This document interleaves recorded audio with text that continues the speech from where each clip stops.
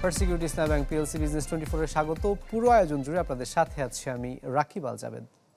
ভিগো wire guard প্রয়োজন মতো বাঁকানো যায়, অধিক চাপেও ভাঙে না। ভিগো। শ্রমিকদের সব দাবি মেনে নিল দেশের তৈরি পোশাক খাতের উদ্যোক্তারা। সচিবালয়ে এক ত্রিপক্ষীয় বৈঠক শেষে ঘোষণা দেওয়া হয়, জানানো হয় যে বাড়ানো হচ্ছে মাতৃত্বকালীন ছুটি ও হাজিরা বোনাস। অক্টোবরেই সংশোধন করা হবে ন্যূনতম মজুরি কাঠামো। এমন অবস্থায় কাল থেকেই সব কারখানা খোলার ঘোষণা দেয় মালিকপক্ষ। পোশাক খাতে অস্থিরতা যেন থামছেই না। মঙ্গলবারও আশুলিয়ায় বন্ধ ছিল 55টি পোশাক কারখানা আর গাজীপুরে 13টি। এমনই অবস্থায় মালিক, শ্রমিক ও সরকার এক ত্রিপক্ষীয় বৈঠক বসে সচিবালয়ে, যেখানে শ্রমিকদের 18টি দাবি মেনে নেয়ার ঘোষণা দেয় মালিকপক্ষ। আপনাদের ন্যায্য দাবিগুলো মেনে নেওয়া হয়েছে এবং আগামীকাল থেকে এই দাবিগুলো মেনে নেওয়ার প্রেক্ষিতে যদি কোনো পক্ষ কোনো প্রকার বিশৃঙ্খলা করার চেষ্টা করে, সেটা যদি কোনো মালিক পক্ষ বেতন দেওয়ার ক্ষেত্রে অনাগ্রহ প্রকাশ করে এবং সদিচ্ছার অভাব থাকে এবং শ্রমিক পক্ষের দিক থেকেও যদি বিশৃঙ্খলা করার চেষ্টা করা হয়, তাহলে সেটার বিরুদ্ধে আইনানুগ ব্যবস্থা নেওয়া হবে। বৈঠক শেষে জানানো হয় বাড়ানো হচ্ছে শ্রমিকদের হাজিরা বোনাস। অক্টোবরেই সংশোধিত হবে ন্যূনতম মজুরি আর বুধবার থেকেই খোলা থাকবে সব কারখানা। সকল পোশাক শিল্প কারখানার শ্রমিকের বিদ্যমান হাজিরা বোনাস হিসেবে অতিরিক্ত 225 টাকা যা আছে তার থেকে অতিরিক্ত 225 টাকা এবং রাতে 8 ঘটিকার পর বিদ্যমান টিফিন বিলের সাথে অতিরিক্ত 10 টাকা এবং বিদ্যমান নাইট বিলের সাথে 10 টাকা বৃদ্ধি করে যেটা ন্যূনতম 100 টাকা হতে হবে। সেইভাবে আমরা দুই পক্ষ মিলে একটা সমাধানে তারা এসেছে। এদিকে স্বরাষ্ট্র উপদেষ্টার দাবি, দেশি বিদেশি উস্কানিতেই অস্থির পোশাক কারখানা, আর সহ্য করা হবে না কোনো বিশৃঙ্খলা। কিন্তু এরপরও যদি কোনো রকমের বিশৃঙ্খলা সৃষ্টি হয়, সেই জন্য কিন্তু আমাদের অন্যান্য ব্যবস্থা নিতে হবে, যেটা নিয়ে আমাদের কাজের জন্যই কাম্য না। আমি চাচ্ছি ভালোভাবে শৃঙ্খলভাবে কাজ হোক। 10 অক্টোবরের মধ্যে কোনো কারখানা শ্রমিকদের বকেয়া মজুরি পরিশোধ দিতে ব্যর্থ হলে তাদের বিরুদ্ধে আইনানুগ ব্যবস্থা নেওয়া হবে। Nafiul Islam Lincoln, channel 24, Dhaka. Crawling peg পদ্ধতিতে ডলার দর নির্ধারণ নিয়েও আপত্তি জানিয়েছে আন্তর্জাতিক মুদ্রা তহবিল IMF। একই সাথে অসন্তুষ্টির কথা বলেছে লক্ষ্য অনুযায়ী বৈদেশিক মুদ্রার রিজার্ভ সংরক্ষণ করতে না পারায়। মঙ্গলবার গভর্নর ডক্টর আহসান এইচ মনসুরের সাথে বৈঠক করে সংস্থার প্রতিনিধি দল। এ সময় তারা জানান যে সংস্কারের প্রশ্নে সঠিক পথে আছে কেন্দ্রীয় ব্যাংক, কিন্তু কিছু কিছু ক্ষেত্রে এখনও অগ্রগতি করা প্রয়োজন। এদিনের বৈঠকে চলতি কর্মসূচির সাথে আরও $3 বিলিয়ন ঋণ সহায়তা নিয়েও আলোচনা হয়, যে ব্যাপারে চূড়ান্ত সিদ্ধান্ত আসতে পারে অক্টোবরের বোর্ড সভায়। বর্তমানে $4.7 বিলিয়ন ঋণ কর্মসূচি চালু আছে IMF-এর সাথে, যার $2.31 বিলিয়ন ইতোমধ্যেই ছাড় করেছে সংস্থাটি। বাংলাদেশ ব্যাংক সঠিক পথে রয়েছে। শুধুমাত্র আমাদের নেট ইন্টারন্যাশনাল রিজার্ভ, এটা সম্পর্কে ওনাদের যে টার্গেট দেওয়া ছিল যে 2026 সাল পর্যন্ত গিয়ে আমরা 3.5 মান্থস আমদানি ব্যয় মেটানোর মতো পর্যাপ্ত পরিমাণের ইন্টারন্যাশনাল রিজার্ভ আমাদের হাতে রাখতে পারবো। তো ওনাদের ইভ্যালুয়েশনে দেখা যাচ্ছে এটা 3.1 পর্যন্ত যাচ্ছে। এদিকে আর্থিক খাত সংস্কারে IMF-এর কারিগরি সহযোগিতা চেয়েছে বাংলাদেশ। কোন প্রক্রিয়ায় সহযোগিতা করবে অক্টোবরের বোর্ড সভায় সিদ্ধান্ত নেবে তারা। সচিবালয়ে তথ্য জানান অর্থ বাণিজ্য উপদেষ্টা ডক্টর সালেহ উদ্দিন আহমেদ। এর আগে IMF-এর আবাসিক প্রতিনিধি জয়েন্দ্র দে সহ 9 সদস্যের প্রতিনিধি দলের সাথে বৈঠক করেন অর্থ উপদেষ্টা। তিনি বলেন যে সরকার চায় অভ্যন্তরীণ সম্পদ ব্যবহার করে আর্থিক খাতকে এগিয়ে নিতে। তিনি জানান IMF বাংলাদেশের বড় উন্নয়ন সহযোগী, তাই তাদের সাথে সম্পর্ক আরও এগিয়ে নিতে চায় সরকার। আর্থিক খাতের সংস্কার নিয়ে একই আলোচনা হবে অন্য উন্নয়ন সহযোগীদের সাথেও। আমরা ফিউচার কিছু ভবিষ্যতের জন্য আমরা রিকোয়েস্ট করেছি ওদেরকে। এখন আমরা বলিনি সঠিক, আমরা বলছি আমরা দেখে নিই কত আমাদের রিসোর্স গ্যাপ, ফর্মালি জানাবো, সেটা নিয়ে আলাপ হবে। আমরা চেয়েছি আমাদের যেটা বলে রিসোর্স আর টেকনিক্যাল অ্যাসিস্ট্যান্স আছে, কিছু কারিগরি, যেমন আপনার ব্যাংক এক্সের রিফর্মের জন্য, মানি লন্ডারিংয়ের সেজন্য, তারপর ট্যাক্স রিফর্মের জন্য, ইনকাম ট্যাক্স ভ্যাট রিফর্ম করার জন্য।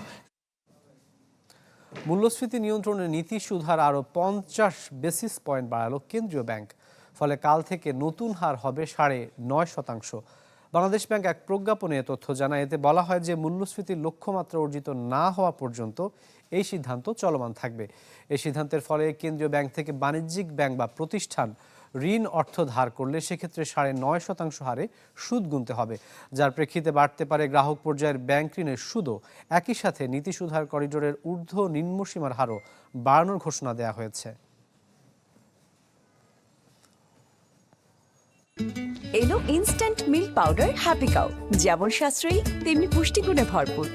হ্যাপি কাউ ইনস্ট্যান্ট মিল্ক পাউডারের সাথে ফার্মল্যান্ডের চিনি গুঁড়া চাল একদম ফ্রি। এবার শেয়ার কেলেঙ্কারির অভিযোগে 50 লাখ টাকা জরিমানা গুনতে হচ্ছে বিশ্বের অন্যতম সেরা অলরাউন্ডার সাকিব আল হাসানকে। বিএসইসির সভায় এই সিদ্ধান্ত নেওয়া হয়। বিশেষজ্ঞরা মনে করছেন যে অপরাধী যেই হোক না কেন তাকে শাস্তির আওতায় আনতেই হবে। শুধু বাংলাদেশ নয়, বিশ্ব ক্রিকেটের অন্যতম বড় বিজ্ঞাপনী চরিত্র সাকিব আল হাসান একের পর এক রেকর্ড আর নিজেকে ছাড়িয়ে যাওয়ার দৌড়ে এখনও যেন কেবল নিজেরই প্রতিদ্বন্দ্বী অন্যতম সেরাই অলরাউন্ডার।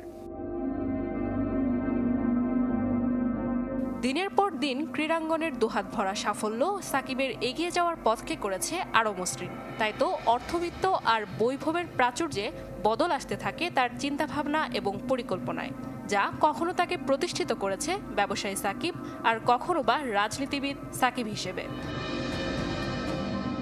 চলার পথে সমালোচনা আর বাধা বিপত্তিকে একরকম পাশ কাটিয়ে যাওয়ার প্রবণতা সবসময় ছিল তার চরিত্রে, কিন্তু রাজনৈতিক পট পরিবর্তনের সাথে যেন কিছুটা বাধা পড়ল সেই অভ্যাসে।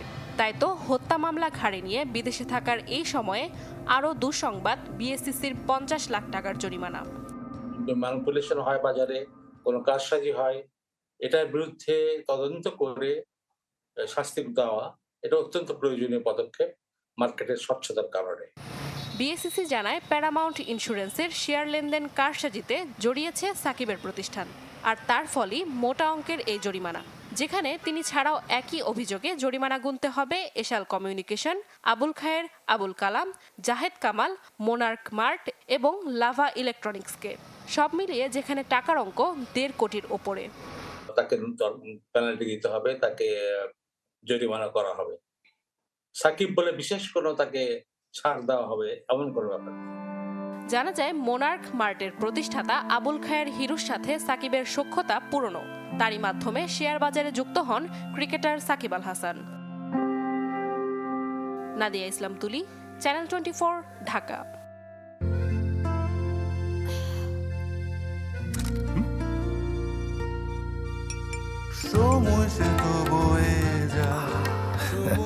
এভাবেই সময় পাল্টে যায়, কিন্তু ডিপ্লোমা সেই একই সাথে একই মানে যুগ যুগ ধরে রয়ে যায়। New Zealand dairy, excellence in quality. নিজেদের পরিপূর্ণ উৎপাদন সক্ষমতা ও আমদানির সুযোগ থাকার পরও অস্থিরতা ডিমের বাজারে। শুধু ডিমই নয়, ব্রয়লার ও সোনালী মুরগির দাম নির্ধারণ করে দিলেও সুফল পাচ্ছে না ভোক্তা সাধারণ। প্রান্তিক খামারিরা বলছেন যে মুরগির বাচ্চা ও ফিড কিনতে চড়া মূল্য দিতে হচ্ছে।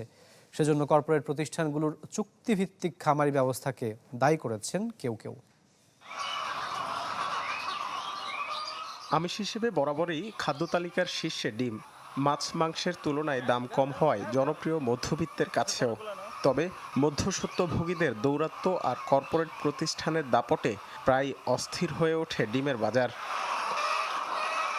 দাম নিয়ন্ত্রণে উৎপাদক পর্যায়ে প্রতি পিস ফার্মের ডিমের দর 10 টাকা 58 পয়সা এবং কেজি প্রতি ব্রয়লার মুরগির দর প্রায় 169 টাকা নির্ধারণ করে দেয় প্রাণী সম্পদ অধিদপ্তর, যা মানতে নারাজ প্রান্তিক খামারিরা। তাদের পলিসিতে তারা সফল হবার পরে কিন্তু কন্ট্রাক্ট ফার্মিংয়ে গিয়েছে, অর্থাৎ আগে আপনাকে আমি শেষ করে দিলাম, আমার পলিসি দিয়ে, আমার মাফিয়াতন্ত্র দিয়ে, আমার সিন্ডিকেট আপনাকে আগে শূন্য করে দিলাম, আমি সংকট সৃষ্টি করে আমি আবার আপনার সমাধানের জন্য এগিয়েছি। বিষয় কন্ট্রাক্ট ফার্মিংটা তাই, মানে এই ডিমই তো আপনি 9 টাকা হিস্ট্রি দেখেন, 9 টাকা বিক্রি হয়েছে, 9.5 টাকা বিক্রি হয়েছে, প্রত্যেক দিনই লস করছে, কিন্তু কেউ সেদিন এটা নিয়ে কোনো কথাও হয়নি, কারণ মানুষ তো বোঝে নাই লস হচ্ছে, মানুষ মনে করছে ওইটাই ন্যায্য। যখন বেড়ে গেল তখন তো মনে হচ্ছে যে এটা বেশি এখানে মুনাফা করা হচ্ছে, চেষ্টা করা হচ্ছে বা সিন্ডিকেট হচ্ছে। 20% বেশি খামারি কাজ করেন বড় কোম্পানিগুলোর অধীনে। কর্পোরেটদের দাবি, কন্ট্রাক্ট ফার্মিংয়ের মাধ্যমে ঝরে পড়া খামারিরা টিকে থাকতে পারছে। তবে প্রান্তিক খামারিরা বলছেন উল্টো কথা। 18 কোটি মানুষের প্রয়োজন, এখানে খামারিদেরও প্রয়োজন, এখানে বড় বলেন ছোট বলেন সবারই প্রয়োজন, এখানে উইন উইন পজিশন, সবারই দরকার জিনিসটা। সেজন্যই আসলে এটা নিট থেকে এই পলিসিগুলোতে আসতে হয়েছে। এখানে আসলে আধিপত্য বিক্রি করার জন্য অনেক কিছু মনোফলি করার জন্য ব্যাপারটা তা না। যারা কন্ট্রাক্ট ফার্মিং করছেন তারা কারা, তাদের পেছনে কারা, তাদের ব্যাকগ্রাউন্ড কি? তারা এই ক্ষুদ্র খামারে, ক্ষুদ্র উদ্যোক্তা, আমাদের মাইক্রো যে সেক্টরটা আছে, সিএমএসএমই সেক্টরটা আছে, এটাকে শেষ করে দিয়ে আপনি একটা বৃত্তের মধ্যে নিয়ে যে ভাই আমরা যেভাবে নাচাবো সেভাবে নাচবা। সম্প্রতি চলতি বছরের জন্য ভোক্তা পর্যায়ে প্রতি পিস ফার্মের ডিম 11 টাকা 87 পয়সা নির্ধারণ করে দেওয়া হয়, কিন্তু বাজারে মিলছে না সেই দরে। Rakib Hossain, channel 24, Dhaka. First security Islami bank PLC business 24 নিচ্ছে একটা বিরতি, ফিরছে একটু পরেই, আমাদের সাথেই থাকুন। বিরতির পর আবারও স্বাগত first security Islami bank PLC business 24-এ। কর্ন, মিল্ক, কোকোনাট আর বাটারের দুর্দান্ত কম্বিনেশনে ইয়াম্মি ক্রাঞ্চি টেস্টের পপার। বেশি ফান নিয়ে এখন 25 গ্রামের বিগ ফান প্যাকে। ভরা মৌসুমেও নাগালের বাইরে ইলিশ। ভারতে রফতানির সিদ্ধান্তের পর দাম বেড়েছে কেজিতে 300 টাকা পর্যন্ত, যাতে বিস্মিত খোদ বিক্রেতারাই। এদিকে সপ্তাহের ব্যবধানে অধিকাংশ সবজির দাম বাড়লেও কমেছে কাঁচামরিচে। মাছের রাজার স্বাদ যেন ধীরে ধীরে ভুলতে বসছে বাঙালি। রুচির পরিবর্তন নয়, বরং তেলে ইলিশ হাত ফসকে চলে যাচ্ছে ওপার বাংলায়। বন্ধুত্বের পরিচয় কিংবা রফতানি যে নামে পাঠানো হোক না কেন, বাংলাদেশের মানুষের কপালে এ মৌসুমে কম দামের ইলিশ আর জুটবে না তা এক প্রকার নিশ্চিত। একটা মাছকে দিলে 1-1.5 টাকা লাগে, একটা ভালো ইলিশকে দিলে 4 টাকা লাগে। ইলিশের চাপে অন্য মাছের দামে কিছুটা পরিবর্তন থাকলেও ক্রেতার অপেক্ষায় অলস সময় পার করতে হচ্ছে বিক্রেতাদের। যে কোনো ধরনের মাছ কিনতে পকেট থেকে ন্যূনতম 450 টাকা বেরিয়ে যাবে, তাতে কোনো সন্দেহ নেই। কাস্টমারই তো নাই, সকাল বলতে এই মতো 3500 টাকা বেশি। অজুহাতের আরেক উপাখ্যান সবজির বাজারে। সপ্তাহ ব্যবধানে 5 থেকে 10 টাকা পর্যন্ত বেড়েছে ঢেঁড়স, বরবটি, করলার দর। তবে ঝাঁঝ কিছুটা কমেছে কাঁচামরিচের। বেগুন 120 টাকা কেজি, তারপরে টমেটো 160, গাজর 160। আপনার মরিচ ছিল 200 টাকা, এখন মরিচের দামটা কমছে। গত 2 দিন ধরে আমদানি আছে 160 টাকা কেজি। পরিস্থিতি এমন দাঁড়িয়েছে যে বাজার নিয়ন্ত্রণে কারো কোনো কথাই আর কোনো কাজে আসছে না। তাই আবারও তীর্থের কাকের মতো অন্তর্বর্তী সরকারের দিকে তাকিয়ে সবাই। Rakib Al Jabed, channel 24, Dhaka. First security Islami bank PLC business 24 সময় আরেকটা বিরতির, আমাদের সাথেই থাকুন।